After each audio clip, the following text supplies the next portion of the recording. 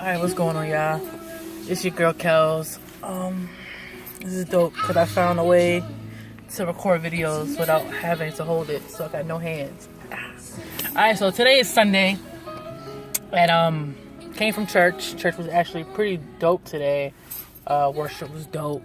The service was dope. We had a guest speaker, and but what's even more dope about it, and this is not even the purpose of the video, but I'm gonna use this to spread what so today's guest speaker, they were a part of this organization called Compassion, and basically you sponsor a child, and it's $38 a month, and you get to write to the child gets to write to you. There's actually even an app that you can download on your phone where it shows you like a history of the child, like how they're doing in school, the activities they like to do, and it's a easier way for you to write to the child. They have translators, so I am sponsoring. I'm not even sure how to say this young lady's name, but I fell in love with her. So I'm sponsoring this young lady. Okay, she is from Africa. She is from Burkina Faso, Africa.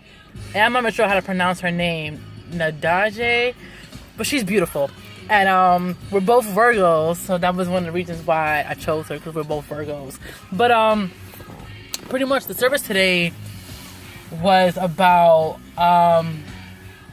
Jesus and disciples, and he sent the disciples out 2 at a time to spread the gospel.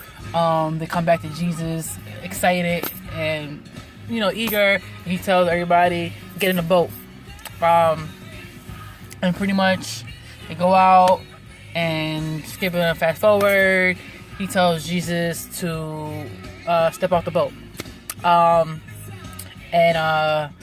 storm comes and all that good stuff, right?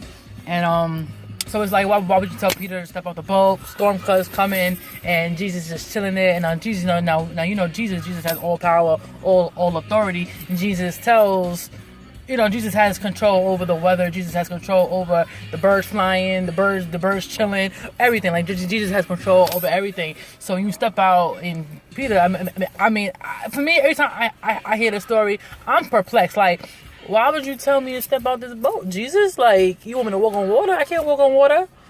You want me to walk on this water? You really want me to step out and walk on water? Like, I'm gonna drown, Jesus. I'm gonna drown. Whatever. So the storm comes, and Jesus is just chilling. So we like, from the outside looking in, like, why would you tell this man to step out of the boat and allow the storm to come? But we use that fast forward it, and you translate this to our current situation, is that sometimes storms come, and we ask Jesus, why, Jesus? Why? Where are you in all of this? Where are you? I don't see you. I don't feel you. Where are you? Yet Jesus has control over your situation, over your circumstance. So he called Peter out in the boat to walk on water, and the storm came. Jesus just chilling, because he's like, yo, like, I run this, dude. Like, I run all this. Like, I want the storm to stop. This boom, storm stop. It's going, right? I don't know why I'm drinking coffee. It makes my mouth mad dry. It's leaking. So yeah, so when storms come our way, it's the same way in the analogy of Peter stepping out the boat when the storm coming, is that we always ask Jesus, why, Jesus? Where are you, Jesus? And Jesus in the cut, like, yo, like, chill, dude. Like, I got you. All this is happening because I got you. Like, I'm gonna make everything come to light. Like, everything's gonna stop when I say stop. And when I tell you go, you're gonna go. Right? So this is actually not the purpose of the video. So I'm about to give y'all like 2 videos. Oh, look at that. So, so the guy preaching, he was just kind of like, what is your why behind everything? You have to have a why. So it kind of does relate to where I'm going, I guess. So what is your why behind things? So actually, I was in church. A friend of mine texted me, and she was like, hey, you crossed my mind, da-da-da. Not gonna say no names, because most of y'all don't even know the person.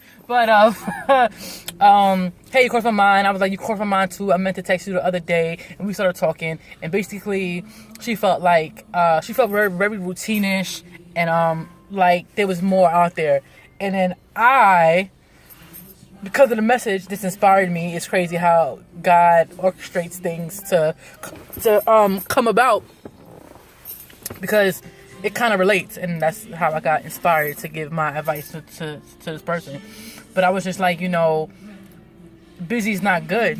People think, oh, I'm busy. Yeah, I'm busy all day, every day. I ain't got time. So people think that they're really doing something with their lives because they say that they're busy.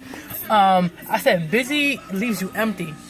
Busy is just you run around doing. You could be doing a whole bunch of nothing and be busy. You could be busy doing nothing. You know what I'm saying? So I was like, purpose. I was like, busy leaves you tired. Purpose leaves you full. Purpose is there's a reason why you do what you do. You could do 3 things compared to 3 purposeful things compared to 10 busy things, and you could walk away from the 3 purposeful things feeling so full and amazing compared to the 10 busy things and feel like you've done nothing with your life. So I was like, that's where you have to be. You have to find yourself in purpose rather than busy. And the only purpose there truly is in God, to be quite honest with you, because people who are celebrities and have all this money, all these cars, all the jewelry, all the fame, a lot of them go crazy, and they have thoughts of suicide and drug overdose, all this type of stuff, because there's no purpose. You have all of this stuff, but where is your purpose? What is your why behind you? Why you do things? If your why is not Jesus, if your why is not God, if your why is not being a duplicate of how Jesus lived and how God called Jesus to live, then what is your why? What is your why? So it was just like, there's more out there. We're supposed to love. We're supposed to do all this. What is your why? Like, how are we other than yourself? Like, you have to think other than yourself. You have to do more. We are called to live in purpose. We are called to live in the calling that He has for us. Purpose. Busy is not good. Busy stresses you out. Busy makes you go crazy. Busy is hectic. Busy is static. Purpose is peace. You got tracking with me?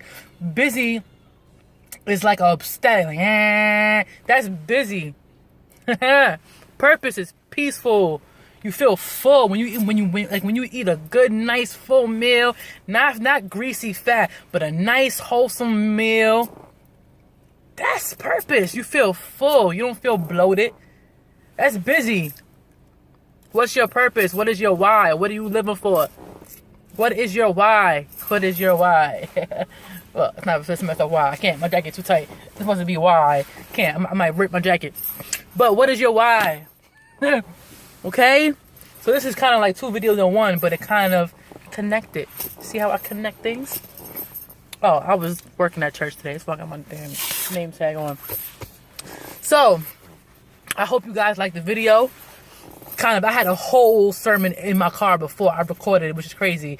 I was just talking to myself, real talk, about all this, and I had a whole sermon coming out by myself. This is what happens when I get inspired. So guys, be blessed. Remember, busy is not good. Purpose. What is your purpose? What is your why? What is your why? Peaceful, not static. Okay? Share this to somebody who needs to hear this. Tag them. Repost it. Do what you gotta do. Kels Nels. Out of here.